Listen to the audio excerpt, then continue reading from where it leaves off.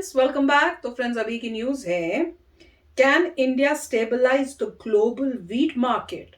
ओ, क्योंकि Ukraine Russia war की वजह से वहां से जो है वीट आ नहीं रहा, और जो सारी कंट्रीज ले रही थी वीट वहां से, अब उनको प्रॉब्लम हो रही है। अब वो बोल रही है इंडिया को कि भैया हमारी ये जो डिमांड है वीट की, इसको फुलफिल करो।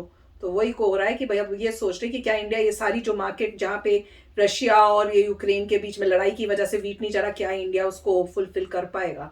तो चलो वीडियो शुरू करके पता करते हैं। वीडियो शुरू करने से पहले अगर आप चैनल पर नए हो और आपने अभी तक सब्सक्राइब नहीं किया है तो जल्दी से पहले सब्सक्राइब के बाद बेल आइकन को क्लिक कर लो, ताकि आपको हमारे सारे न्यू वीडियोस के नोटिफिकेशन मिल जाए जैसे हम अपलोड करें। अगर आपको वीडियो पसंद आता है प्लीज लाइक एंड शेयर। चलिए शुरू करते हैं। We'll talk about something else, which is related to this war. We're talking about the guns versus butter model. You may have heard of it. It's an economic dilemma. Do you produce more defense goods or more civilian goods? During war, that dilemma disappears. Obviously, the focus is on guns, which means butter lags behind. Now, this is the case in Ukraine and Russia as well. Both countries are leading exporters of wheat. They make up 25% of world trade, and that supply is now at risk. The war has disrupted Ukraine's sowing season. Their ports have been besieged, and the result is this: we have a global food crisis. We're talking about a sharp increase in prices, possibly shortages, and to prevent this, we need replacements. New wheat must enter the market. The question is, where will this new produce come from? India. One option is India. India is the second largest wheat producer in the world. Average output around 100 million tons per year. Compare that to Russia and Ukraine. Put together, their output was 104 million tons, around the same as India's. Same as but on the India. exporters list, India is far behind. Russia is the number one exporter of wheat. Ukraine is number 5, but India is number 18. What explains this gap? India's massive population. Russia and Ukraine have around 200 million people.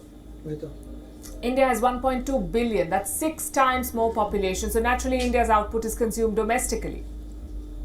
Only 1% of the wheat is exported, and that too within the neighborhood. Most of India's exports go to Bangladesh, Nepal, and Sri Lanka. Having said that, India does have a wheat surplus. How much are we talking about? Around 24 million tons in government storage. And this wheat could be a game changer. It can stabilize the global market, plus bring in valuable foreign exchange for India.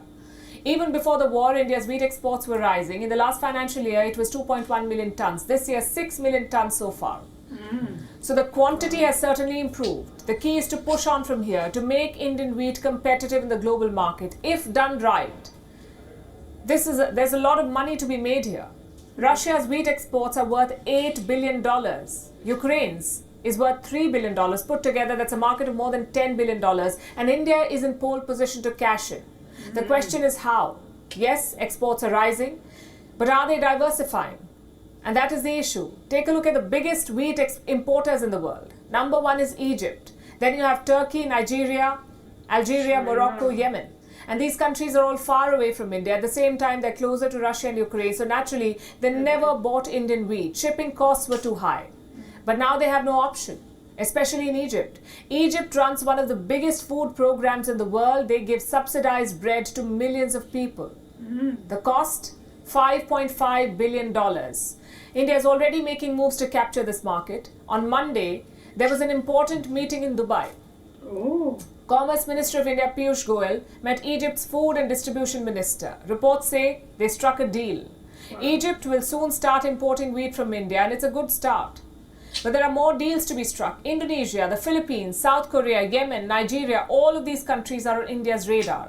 In the short run, they will buy Indian wheat because, like we said, they have no other option. But how can India retain these customers? By improving product quality, more certifications, more quality checks, more pest control mechanisms. If India can tick these boxes, it can make Indian wheat competitive, and the government is thinking along the same lines. They're planning to set up more agro labs. States are looking to increase output. Clearly, India sees the business opportunity here, but this transition is not going to happen overnight. It will take investments. It will take patience. It will take a sustained effort. The war in Ukraine has certainly been a catalyst. And why just wheat? Take any supply disruption in the last 2 years. Chances are India stepped in. 2020, India supplied medicines during the first wave of the Wuhan virus, antibiotics. hydroxychloroquine, all of it came from India. 2021, India stepped in to produce vaccines. Millions of made in India jabs are circulating all over the world, especially in the developing world. 2022, Indian steel makers are filling the global supply gap. Again, this is because of the war in Ukraine. Companies in West Asia and Europe are buying more steel from India. And these are just a few examples, but what do they all have in common? When in trouble, India has helped the world, whether it's wheat, steel, medicines, vaccines. Why is India able to do this? A, because it has the capacity. India has a massive labor force. With enough capital, it can become the focal point of the global supply chain. And B, transparency. Unlike China, India is a more trusted supplier. No policy surprises, no political stigma. Plus the world's largest democracy. It's a much safer bet for companies. democracy. So far, India has consistently risen to the occasion. It has stabilized supply chains. It has plugged the shortages, all the while caring for its 1.2 billion citizens. The next step will be crucial to shift from crisis supplier to consistent supplier. तो friends, news तो काफ़ी कमाल की है कि India के पास एक बहुत बड़ी अपॉर्चुनिटी है कि ये अगर मार्केट ग्रैब कर लें हम हमेशा के लिए, तो हमारे लिए प्रॉफिट ही प्रॉफिट है. हमारे फार्मर्स जो हैं उनके लिए पैसा बनने का इतना अच्छा एक जरिया हो जाएगा. पर यही है कि हमने पहले भी इसके बारे में न्यूज़ की थी, तो मैंने कहा था कि उसके लिए हमारी क्वालिटी कैसे हम टाइमली फैशन में उनको भेजें, पूरा ढंग से भेजा जाए, प्रोसेस बहुत ही अच्छा और क्विक हो, तभी होगा कि वो इम्प्रेस हो जाए. जब पहले ही अपना लॉट भेजें तो उस सर्विस से वो इतने खुश हो कि वो कहें कि भैया लेनी अब इनसे ही है फ्यूचर में, चाहे अब यूक्रेन और रशिया का वॉर खत्म भी हो जाए. तो बहुत अच्छी अपॉर्चुनिटी मिली और इंडिया को ग्रैब जरूर करनी चाहिए.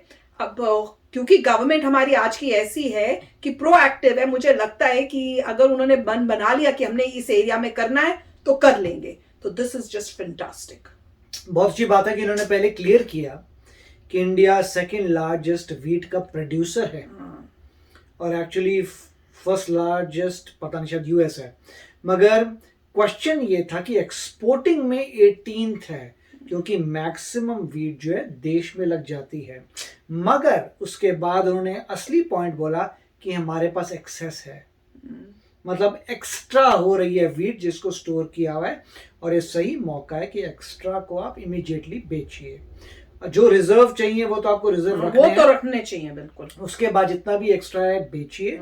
फिर उन्होंने एक और पॉइंट कहा कि बेचने के लिए कुछ आपको क्वालिटी भी इंप्रूव करनी पड़ेगी. तो वो तो इजी है इंडिया के लिए. जो आप एक्सपोर्ट में इमीडिएटली जा रहे हैं तो मेरे ख्याल से क्वालिटी इंक्रीज होगी, और वो इसलिए भी होती है क्योंकि काफ़ी लंबे दूर तक जाना है, तो मेरे ख्याल से वो सब होगा. बहुत अच्छी अपॉर्चुनिटी है इंडिया के लिए. और ये भी बहुत अच्छा पॉइंट कहा कि जब भी पूरे वर्ल्ड में किसी चीज़ की प्रॉब्लम आ रही है तो इंडिया उस चीज़ को सॉल्व कर रहा है. और क्योंकि इंडिया उसको सॉल्व कर रहा है, सभी लोगों को लगता है कि इंडिया जो है डेमोक्रेसी है, सब ट्रांसपेरेंट है, अच्छे लोग हैं, इनसे बिजनेस करना फायदेमंद है. चाहे आपको थोड़ा महंगा मिल जाए, रादर देन आप किसी डिक्टेटरशिप के पास जाएं जहां पे क्या हो जाए पता नहीं, कहीं को तो पैसा वापस नहीं आ रहा डिक्टेटरशिप से. तो ये बहुत अच्छी बात है. और ये इसमें देखें तो चाइना भी डेमोक्रेसी नहीं है और ना रशिया डेमोक्रेसी है, तो बचता इंडिया ही है. तो बहुत ज़बरदस्त एडवांटेज है. सभी लोग ज़्यादा सेफ फील करेंगे कि डेमोक्रेसी से आप डील करिए, ट्रांसपेरेंसी है, उनके पास एक्सेस है, वो हर वक्त जरूरत के टाइम आता भी इंडिया हेल्प करने, तो फेथफुल है इंडिया, ऐसा नहीं है, और ट्रस्टवर्दी है. बताया भी कि इजिप्ट में जो डील हुई है तो अब हम इजिप्ट को भी बेचेंगे भी. तो वेरी नाइस, अमेजिंग, मजा ही आ गया यार. तो चलो चलते हैं, मिलेंगे नेक्स्ट वीडियो में बहुत ही जल्द. Till then take care and bye bye. तो अगर आप मेरे इस चैनल पे नए हो तो जल्दी से सब्सक्राइब के बटन को हिट करो और बेल आइकन को क्लिक करो, ताकि आपको मेरा जब नया वीडियो मैं लगाऊं आपको उसके बारे में जल्दी से पता चल जाए.